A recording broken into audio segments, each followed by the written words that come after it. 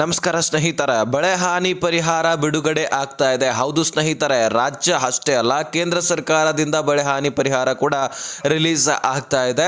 ಫಸಲ್ ವಿಮಾ ಯೋಜನೆಯಲ್ಲಿ ಯಾರು ಫಲಾನುಭವಿಗಳಿದ್ರಿ ಅವರಿಗೆ ಕೇಂದ್ರ ಸರ್ಕಾರದಿಂದ ದುಡ್ಡು ಜಮಾ ಆಗ್ತಾ ಇದ್ರೆ, ಇನ್ನು ಇನ್ಸೂರೆನ್ಸ್ ಮಾಡಿಸ್ಕೊಳ್ಳಿ ಅಥವಾ ಮಾಡಿಸದೇ ಇದ್ರೂ ಸಹಿತ ರಾಜ್ಯ ಸರ್ಕಾರದಿಂದ ನಿಮ್ಮ ಖಾತೆಗಳಿಗೆ ದುಡ್ಡು ಬರ್ತಾ ಇದೆ. ಇನ್ನು ಹೆಚ್ಚಿನ ಮಳೆಯಿಂದಾಗಿ ಪ್ರವಾಹ ಬಂದ್ಬಿಟ್ಟು ಮನೆ ಕೂಡ ನಿಮ್ದು ಕುಸಿದು ಹೋಗಿ ಬಿದ್ದು ಹೋಗಿದ್ದೆ ಆದರೆ ನಿಮಗೂ ಕೂಡ ಮನೆಯನ್ನು ಕಟ್ಟಿಸಿ ಕೊಡಲಾಗ್ತದೆ. ಹಾಗಾದರೆ ಮನೆ ಬಿದ್ದು ಹೋಗಿದ್ರೆ, ನಿಮಗೆ ಜಂಟಿ ಸರ್ವೆ ಆಗಲಿಲ್ಲ ಅಂದರೆ ನೀವು ಎಲ್ಲಿ ಹೋಗಿ ಭೇಟಿ ಕೊಡಬೇಕು, ಪ್ರತಿಯೊಂದು ಮಾಹಿತಿಯನ್ನು ಈ ಒಂದು ವಿಡಿಯೋದಲ್ಲಿ ತಿಳಿಸ್ಕೊಡ್ತೀನಿ. ಅಂದರೆ ಯಾವ ಬೆಳೆಗಳಿಗೆ ಎಷ್ಟು ನಿಮಗೆ ದುಡ್ಡು ಸಿಗ್ತಾ ಇದೆ, ಅಂದರೆ ನೀರಾವರಿ ಭೂಮಿಗೆ ಎಷ್ಟು, ಅದೇ ರೀತಿಯಾಗಿ ಖುಷ್ಕಿ ಭೂಮಿಗಳಿಗೆ ಎಷ್ಟು, ಅಂದರೆ ಹೆಕ್ಟರ್ಗೆ ಎಷ್ಟು ಫಂಡ್ ನಿಮಗೆ ಸಿಗ್ತಾ ಇದೆ, ಪ್ರತಿಯೊಂದು ಡೀಟೇಲ್ಸನ್ನು ಪಿನ್ ಟು ಪಿನ್ ಮಾಹಿತಿಯನ್ನು ಕ್ಲಿಪ್ ಸಮೇತ ತೋರಿಸ್ತಾ ಇದ್ದೀನಿ ಕಣ್ರಿ. ನೀವು ಸ್ಟಾರ್ಟಿಂಗ್ ಕೂಡ ಒಂದು ಸ್ವಲ್ಪ ನೋಡಿರ್ಬೋದು, ಅದನ್ನು ಪೂರ್ತಿಯಾಗಿ ಕ್ಲಿಪ್ಪನ್ನು ನಿಮಗೆ CM ಸಿದ್ದರಾಮಯ್ಯನವರು ಏನು ಅಪ್ಡೇಟ್ ಕೊಟ್ಟಿದ್ದಾರೆ ನೋಡಿ, ಅದನ್ನು ನಾನು ನಿಮಗೆ ಕೊನೆಯ ಪಕ್ಷ ಮುಂದೆ ಇಡ್ತೀನಿ. ಸೊ ಮೊದಲು ನಾನು ಹೇಳ್ತಕ್ಕಂತಹ ಮಾಹಿತಿಯನ್ನು ಲಕ್ಷ್ಯ ಕೊಟ್ಟು ಕೇಳಿ. ಅದಕ್ಕಿಂತ ಮುಂಚೆ ಇನ್ನೂ ಸಬ್ಸ್ಕ್ರೈಬ್ ಮಾಡ್ಕೊಂಡಿಲ್ಲ ಅಂದರೆ ನಮ್ಮ ಚಾನಲನ್ನು ಇದೇ ರೀತಿ ಇಂಪಾರ್ಟೆಂಟ್ ಟಾಪಿಕ್ಗಳನ್ನು ನಿಮ್ಮ ಮುಂದೆ ಇಡ್ತಾ ಇರ್ತೀವಿ. ಅದಕ್ಕೆ ಸಬ್ಸ್ಕ್ರೈಬ್ ಮಾಡಿಕೊಂಡು ನೋಟಿಫಿಕೇಶನ್ ಆಲ್ ಅಂತ ಸೆಟ್ ಮಾಡಿ. ಈಗ ನಾವು ನೇರವಾಗಿ ಟಾಪಿಕ್ಗೆ ನೋಡೋಣ. ಸ್ನೇಹಿತರೆ, ಇನ್ನೊಂದು ರಿಕ್ವೆಸ್ಟ್ ಏನಪ್ಪ ಅಂದರೆ, ಬಹುತೇಕ ಬಹಳಷ್ಟು ಜನ ನಮ್ಮ ಚಾನಲ್ನ ವಿಸಿಟ್ ಕೊಡ್ತೀರಿ ಆದರೆ ಸಬ್ಸ್ಕ್ರೈಬ್ ಮಾಡ್ಕೊಳ್ಳಲ್ಲ. ಒಂದು ರಿಕ್ವೆಸ್ಟು, ಸಬ್ಸ್ಕ್ರೈಬ್ ಮಾಡ್ಕೊಳ್ಕೊಂಡ್ರೆ. ಈಗ ನಾವು ಟಾಪಿಕ್ಗೆ ಬರೋದಾದರೆ, ಸುಮಾರು 1449 ಕೋಟಿ, ಇದರ ಬಗ್ಗೆ ನೀವು ಕೇಳಿರ್ಬೋದು. ಇದು ಫಸಲ್ ಬಿಮಾ ಯೋಜನೆಯಲ್ಲಿ ಕೇಂದ್ರ ಸರ್ಕಾರದಿಂದ ದುಡ್ಡು ಬರ್ತಾ ಇದೆ. ಇದರ ಬಗ್ಗೆ ನಾನು ಹೇಳಿಬಿಟ್ಟು ನಿಮಗೆ ಕ್ಲಾರಿಟಿ ಕೊಟ್ಬಿಡ್ತೀನಿ. ಒಂದು ಸ್ವಲ್ಪ ಮಾಹಿತಿ ಇದೆ ಅದರ ಬಗ್ಗೆ. ನೆಕ್ಸ್ಟು ನಮ್ಮ ರಾಜ್ಯ ಸರ್ಕಾರದ ಬಗ್ಗೆ ಮಾಹಿತಿ ತಿಳ್ಕೊಳ್ಳೋಣ. ಯಾಕಂದರೆ ರಾಜ್ಯ ಸರ್ಕಾರ ಇದೀಗ ಬಿಡುಗಡೆ ಮಾಡ್ತಾ ಇದೆ. ಕೇಂದ್ರ ಸರ್ಕಾರ ಆಲ್ರೆಡಿ ಬಿಡುಗಡೆ ಮಾಡಿದ್ದು ಮೊದಲನೇ ಹಂತದಲ್ಲಿ ದುಡ್ಡು ಬಂದಾಗಿದೆ, ಇನ್ನು ಎರಡನೇ ಹಂತದಲ್ಲಿ ಬರ್ತಾ ಇದೆ. ಅದಕ್ಕಾಗಿ ಇದರ ಬಗ್ಗೆ ಡೀಟೇಲ್ಸ್ ಕೊಟ್ಬಿಡ್ತೀನಿ, ಕೇಳಿಸ್ಕೊಳ್ಳಿ. ಇನ್ನು ಇದು ಹೇಗೆ ಫಂಡ್ ರಿಲೀಸ್ ಆಗಿದೆ ಅಂದರೆ, ಆಯಾ ಜಿಲ್ಲೆಗಳಿಗೆ ಇಂತಿಷ್ಟು ಅಂತ ಹೇಳ್ಬಿಟ್ಟು, ಯಾವ ಜಿಲ್ಲೆಗಳಲ್ಲಿ ಹೆಚ್ಚು ಫಲಾನುಭವಿಗಳಿದ್ದಾರೆ ಅಂದರೆ ಫಸಲ್ ಬಿಮಾ ಯೋಜನೆಯಲ್ಲಿ ಯಾರು ಹೆಚ್ಚಾಗಿ ಅಪ್ಲಿಕೇಶನ್ ಹಾಕ್ಕೊಂಡು ಫಲಾನುಭವಿಗಳಾಗಿದ್ದಾರೆ ಅಂತಹ ಫಲಾನುಭವಿಗಳಿಗೆ ಇದು ಯಾವ ಜಿಲ್ಲೆಗಳಲ್ಲಿ ಹೆಚ್ಚಿರ್ತಾರೆ ಅವರಿಗೆ ಹೆಚ್ಚಿನ ಫಂಡ್ ರಿಲೀಸ್ ಆಗಿದೆ. ಉದಾಹರಣೆಗೆ ಕಲಬುರಗಿಯಲ್ಲಿ ಹೆಚ್ಚಿನ ಜನರ ಸಂಖ್ಯೆ ಇರುವಂತಹ ಕಾರಣಕ್ಕಾಗಿ, ಅಂದರೆ ಹೆಚ್ಚಿನ ರೈತರ ಜನಸಂಖ್ಯೆ ಇರುವಂತಹ ಕಾರಣಕ್ಕಾಗಿ ಅಲ್ಲಿ 656 ಕೋಟಿ ಅಷ್ಟು ರಿಲೀಸ್ ಆಗಿದೆ ಫಂಡು. ಗದಗಕ್ಕೆ 242 ಕೋಟಿಯಷ್ಟು, ಹಾವೇರಿಗೆ 95 ಕೋಟಿಯಷ್ಟು, ವಿಜಯಪುರಕ್ಕೆ 47 ಕೋಟಿ, ಧಾರವಾಡಕ್ಕೆ 23 ಕೋಟಿ, ಬೆಂಗಳೂರು ಗ್ರಾಮಾಂತರಕ್ಕೆ 73 ಲಕ್ಷ, ದಕ್ಷಿಣ ಕನ್ನಡಕ್ಕೆ 2.40 ಅಂದರೆ 2,40,000, ಉತ್ತರ ಕನ್ನಡಕ್ಕೆ 1 ಕೋಟಿ, ಚಿಕ್ಕಮಗಳೂರಿಗೆ 38 ಕೋಟಿ, ಉಡುಪಿಗೆ 3 ಲಕ್ಷ. ಇಲ್ಲೇ ನೋಡಿ, ಹೆಚ್ಚಿನ ಪ್ರಮಾಣದಲ್ಲಿ ಚಿಕ್ಕಮಗಳೂರಿಗೆ 38 ಕೋಟಿ ಬಂದರೆ ಉಡುಪಿಗೆ 3 ಲಕ್ಷ ಬಂದಿದೆ ಮಾತ್ರ. ಯಾಕಂದರೆ ಅಲ್ಲಿ ಹೆಚ್ಚಿನ ರೈತರಿಲ್ಲ, ಹಾಗಾಗಿ ಅಷ್ಟು ಕಡಿಮೆ ದುಡ್ಡು. ಇನ್ನು ಚಿಕ್ಕಮಗಳೂರು 48 ಲಕ್ಷ, ಚಿತ್ರದುರ್ಗಕ್ಕೆ 30 ಕೋಟಿ, ದಾವಣಗೆರೆಗೆ 44 ಕೋಟಿ, ಹಾಸನಕ್ಕೆ 26 ಕೋಟಿ, ಕೊಡಗಕ್ಕೆ 23 ಕೋಟಿ, ಕೋಲಾರಕ್ಕೆ 1 ಕೋಟಿ, ರಾಮನಗರಕ್ಕೆ 2 ಕೋಟಿ, ಶಿವಮೊಗ್ಗಕ್ಕೆ 13 ಕೋಟಿ. ಇಂತಿಷ್ಟು ದುಡ್ಡು ರಿಲೀಸ್ ಆಗಿತ್ತು. ಅದರಲ್ಲಿ ಈಗ ಮೊದಲನೇ ಹಂತದಲ್ಲಿ ಆಲ್ರೆಡಿ ಜಮಾ ಆಗಿ ಕ್ಲಿಯರ್ ಆಗಿದೆ. ಇನ್ನು ಎರಡನೇ ಹಂತದಲ್ಲಿ ಕೂಡ ನಿಮ್ಮ ಖಾತೆಗಳಿಗೆ ದುಡ್ಡು ಬರ್ತಾ ಇದೆ ಕಣ್ರಿ. ಅಂದರೆ ಈಗ ಎರಡನೇ ಹಂತದಲ್ಲಿ ಅಂದರೆ ಯಾವ ರೀತಿಯಾಗಿ ಅಂದರೆ, ಈಗ ಆಲ್ರೆಡಿ ಕೆಲವೊಂದಿಷ್ಟು ಫಲಾನುಭವಿಗಳಿಗೆ ದುಡ್ಡು ಜಮಾ ಆಗಿರುತ್ತೆ. ಇನ್ನು ಯಾರ್ಯಾರು ಬಾಕಿ ಇದ್ದಾರೆ ಅವರಿಗೆ ಈಗ ದುಡ್ಡು ಬರ್ತಾ ಇರುವಂಥದ್ದು. ಹೆಕ್ಟರ್ಗೆ 25,500ವರೆಗೂ ಕೂಡ ದುಡ್ಡು ಬರುತ್ತೆ ರಾಜ್ಯ ಸರ್ಕಾರದಿಂದ. ಇನ್ನು ಕೇಂದ್ರ ಸರ್ಕಾರದಿಂದ 17,000, 20,000, 25,000 ಈ ರೀತಿ ಅಷ್ಟು ಬೇಕಾದರೂ ನಿಮ್ಮ ಹೆಕ್ಟರ್ ಮೇಲೆ ನಿಮ್ಮ ಬೆಳೆ ಹಾನಿ ಆಗಿದ್ದರ ಮೇಲೆ ಜಮಾ ಆಗುತ್ತೆ. ಈಗ ತೊಗರಿ ಬೆಳೆದವರಿಗೆ, ಭತ್ತ ಬೆಳೆದವರಿಗೆ, ರಾಗಿ ಬೆಳೆದವರಿಗೆ, ಮೆಕ್ಕೆಜೋಳ ಬೆಳೆದವರಿಗೆ, ಸೋಯಾಬೀನ್, ಹತ್ತಿ, ಹೆಸರು ಕಾಳು, ನೆಲಗಡಲೆ ಮುಂತಾದ ದವಸ ಧಾನ್ಯಗಳನ್ನು, ಬೇಳೆಕಾಳುಗಳನ್ನು ಬೆಳೆದಿರತಕ್ಕಂತಹ ಫಲಾನುಭವಿಗಳಿಗೆ ಈ ದುಡ್ಡು ಮಂಜೂರು ಆಗಿರ್ತಕ್ಕಂಥದ್ದು. ಹೆಚ್ಚಿನ ಪ್ರಮಾಣದಲ್ಲಿ ಕಲಬುರಗಿ ಆಗಿರಲಿ, ಗದಗ ಜಿಲ್ಲೆ ಆಗಿರಲಿ, ಈ ಒಂದು ಜಿಲ್ಲೆಗಳಿಗೆ ದುಡ್ಡು ಹೆಚ್ಚಿನ ಪ್ರಮಾಣದಲ್ಲಿ ರಿಲೀಸ್ ಆಗಿತ್ತು. ಈ ಹಿಂದೆನೇ ಒಂದು ದುಡ್ಡು ಜಮಾ ಆಗಿತ್ತು. ಇನ್ನೂ ಕೂಡ ಎರಡನೇ ಹಂತದಲ್ಲಿ ಜಮಾ ಆಗ್ತಾ ಇದೆ. ಯಾರಿಗೆ ಜಮಾ ಆಗಿಲ್ಲ ತಲೆ ಕೆಡಿಸ್ಕೊಳ್ಬೇಡಿ, ನಿಮಗೆ ಜಮಾ ಆಗ್ತಾ ಇದೆ ನೋಡಿ. ಅಕೌಂಟ್ಸ್ಗಳನ್ನು ಒಂದು ಸಾರಿ ಚೆಕ್ ಮಾಡ್ಕೊಂಡು ನೋಡ್ಕೊಳ್ಳಿ. ಯಾರು ಫಸಲ್ ಬಿಮಾ ಯೋಜನೆಯಲ್ಲಿ ಫಲಾನುಭವಿಗಳಿದ್ರಿ ಅವರಿಗೆ ಮಾತ್ರ ಕೇಂದ್ರ ಸರ್ಕಾರದಿಂದ ದುಡ್ಡು ಬರ್ತಾ ಇದೆ. ಸಾಲ ಮನ್ನಾ ಮಾಡೋದಿಲ್ಲ. ಇಂತಹ ಯೋಜನೆಗಳಿದ್ದಾವೆ ಸಾಕಷ್ಟು, ಅದರ ಮುಖಾಂತರ ನಿಮಗೆ ದುಡ್ಡು ಒದಗಿಸಿ ಕೊಡ್ತಾರೆ. ಇನ್ನು ರಾಜ್ಯ ಸರ್ಕಾರವು ಕೂಡ ಅದೇ ಹೇಳಿದೆ, ಸಾಲ ಮನ್ನಾ ಮಾಡ್ತೀರಂತ ಕೇಳಿದಾಗ ಸಾಲ ಮನ್ನಾ ಮಾಡೋದಿಲ್ಲ, ನಾವು ಬೆಳೆ ಹಾನಿ ಪರಿಹಾರವನ್ನು ಕೊಡ್ತಾ ಇದ್ದೀವಿ, ಮನೆ ಬಿದ್ದವರಿಗೆ ಮನೆ ಕಟ್ಟಿಸಿ ಕೊಡ್ತಾ ಇದ್ದೀವಿ, ಇಷ್ಟು ಫಂಡ್ ರಿಲೀಸ್ ಮಾಡಿದ್ದೀವಿ, ಇಂತಿಷ್ಟು ಬಿಡುಗಡೆ ಆಗಿದೆ, ಎಲ್ಲವೂ ಕೂಡ ಮಾಹಿತಿಯಲ್ಲಿ ಕೊಟ್ಟಿದ್ದಾರೆ. ಹಾಗಾದರೆ ಬನ್ನಿ ಇದ್ರ ಬಗ್ಗೆ, ರಾಜ್ಯ ಸರ್ಕಾರದ ಬಗ್ಗೆ ಡೀಟೇಲ್ ಆಗಿ ನಾವು ಒಂದು ಸ್ವಲ್ಪ ಮಾಹಿತಿಯನ್ನು ತಿಳಿದುಕೊಳ್ಳೋಣ. ಇಲ್ಲಿ ನೋಡಿ, ಮನೆ ಹಾನಿ ಆದವರಿಗೆ, ಅಂದರೆ ನಮ್ಮ ರಾಜ್ಯದಲ್ಲಿ ಪ್ರವಾಹ ಕೂಡ ಬಂದಿತ್ತು, ನಿಮಗೆ ಬಹುತೇಕ ಗೊತ್ತಿದೆಯೋ ಗೊತ್ತಿಲ್ವೋ ಗೊತ್ತಿಲ್ಲ, ಒಂದೊಂದು ಕಡೆ ಪ್ರವಾಹ ಕೂಡ ಬಂದಿದೆ, ಇಲ್ಲೇ ಗೋಕಾಕು ಕೂಡ ಬಂದಿತ್ತು. ಹಾಗೆ ಸಾಕಷ್ಟು ಪ್ರದೇಶಗಳಲ್ಲಿ ಹೆಚ್ಚಿನ ಮಳೆಯಿಂದಾಗಿ ಪ್ರವಾಹಗಳು ಬಂದಿತ್ತು. ಈಗ ನಗರ ಪ್ರದೇಶದಲ್ಲಿ ಕೂಡ ಹೇಗಾಗಿತ್ತಂದರೆ ಚರಂಡಿ ಯಾವುದೋ ರಸ್ತೆ ಯಾವುದೋ ಗೊತ್ತಾಗ್ತಾ ಇರಲಿಲ್ಲ, ಅಷ್ಟರ ಮಟ್ಟಿಗೆ ಮಳೆ ಆಗ್ತಾ ಇತ್ತು. ಈಗ ಒಂದು ವಾರ ಆಯಿತು, ಅಷ್ಟೊಂದು ಮಳೆ ಆಗಿಲ್ಲ. ಒಂದು ವಾರದ ಹಿಂದೆ ನಾವು ನೋಡಿದ್ದೆ ಆದರೆ ಸೆಪ್ಟೆಂಬರ್ ತಿಂಗಳಲ್ಲಿ ಆಗಸ್ಟ್ ತಿಂಗಳಲ್ಲಿ ಸಿಕ್ಕಾಪಟ್ಟೆ ಮಳೆ ಆಗಿದೆ, ಹೆಚ್ಚಿನ ಪ್ರಮಾಣದಲ್ಲಿ ಮಳೆ ಆಗಿದೆ. ಹೋದ ವರ್ಷ ಈ ವರ್ಷ ಕಂಪೇರ್ ಮಾಡಿದ್ರೆ 4-5% ಅಷ್ಟು ಹೆಚ್ಚಿನ ಮಳೆ ಆಗಿದ್ದು, ಹಾಗಾಗಿ ಎಲ್ಲ ಬೆಳೆಗಳು ಹೆಚ್ಚಿನ ಪ್ರಮಾಣದಲ್ಲಿ ನಾಶ ಆಗಿದೆ. ಎಲ್ಲ ಸಾಕಷ್ಟು ಕಡೆ ಮನೆಗಳು ಕುಸಿದು ಹೋಗಿದೆ. ಹಾಗಾಗಿ ಈ ಮನೆ ಹಾನಿ ಆದವರಿಗೆ 23 ಕೋಟಿ 12 ಲಕ್ಷ ಫಂಡನ್ನು ರಿಲೀಸ್ ಮಾಡಿದಾರಂತೆ. ಎಷ್ಟು? 23 ಕೋಟಿ 12 ಲಕ್ಷ ಹಣವನ್ನು ಬಿಡುಗಡೆ ಮಾಡಲಿದ್ದಾರೆ.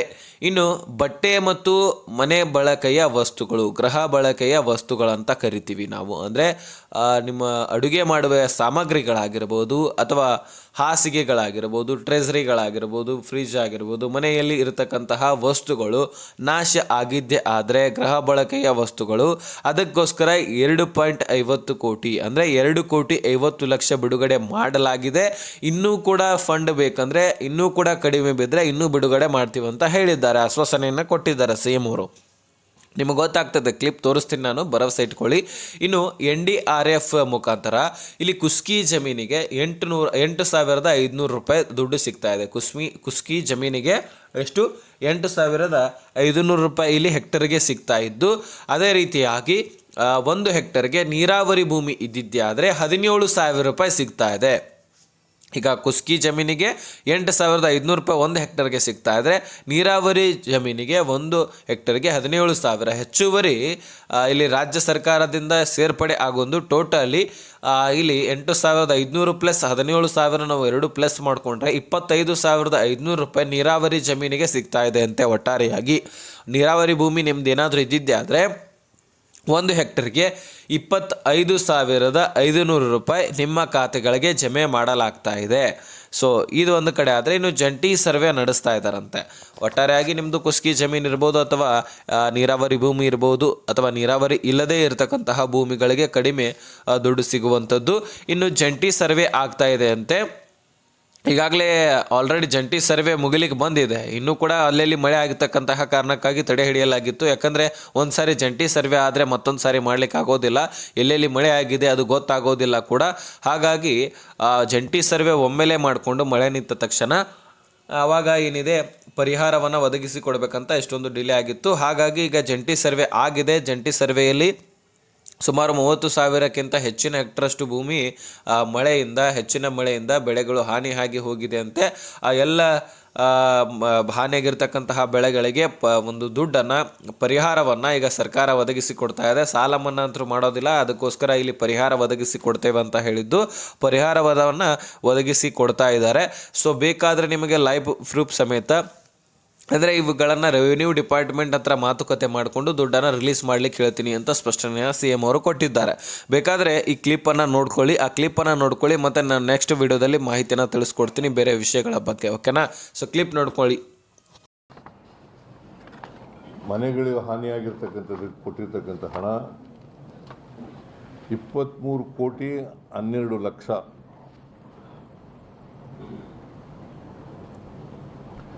ಬಟ್ಟೆ ಮತ್ತು ಗೃಹ ಬಳಕೆ ವಸ್ತುಗಳನ್ನು ಕಳ್ಕೊಂಡಿರ್ತಕ್ಕಂಥವ್ರಿಗೆ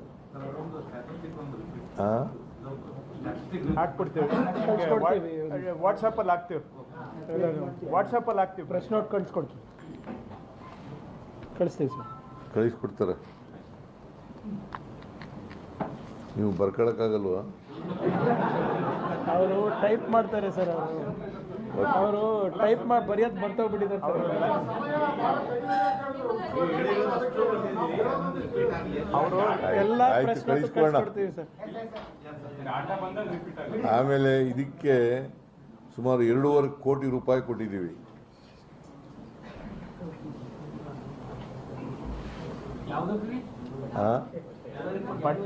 ಬಟ್ಟೆ, ದವಸ ಧಾನ್ಯ ವಸ್ತುಗಳು ನಾಶ ಆಗಿದ್ರೆ ಅಂತ್ಯಕ್ಕೆ ಸುಮಾರು ಇಲ್ಲಿವರೆಗೆ 2.5 ಕೋಟಿ ರೂಪಾಯಿ ಕೊಟ್ಟಿದ್ದೀವಿ. ಇನ್ನೂ ಕೊಡಬೇಕಾದ್ರೆ ಕೊಡ್ತೀವಿ.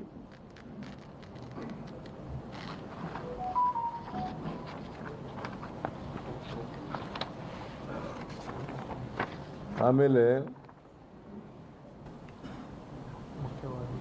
ಮುಖ್ಯವಾಗಿ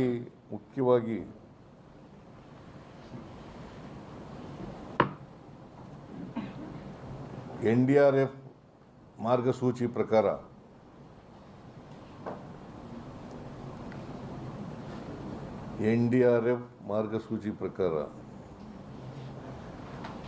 ಖುಷ್ಕಿ ಜಮೀನಿಗೆ 8,500 ರೂಪಾಯಿ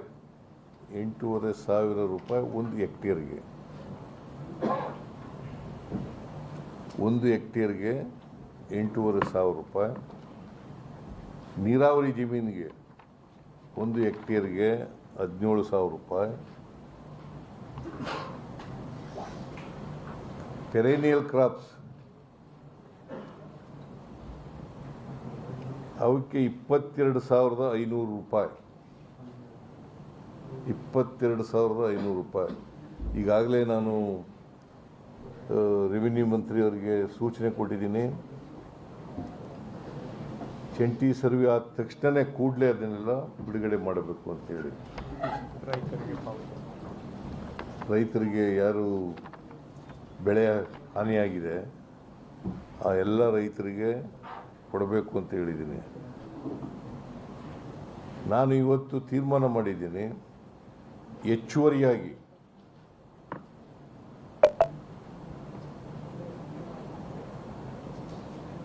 ಖುಷ್ಕಿ ಜಮೀನಿಗೆ 8,500 ರೂಪಾಯಿ. ಅದು ಒಟ್ಟು ಎಷ್ಟಾಗ್ತದೆ ಅಂದರೆ 1 ಹೆಕ್ಟೇರ್ಗೆ 17,000 ರೂಪಾಯಿ ಆಗುತ್ತೆ.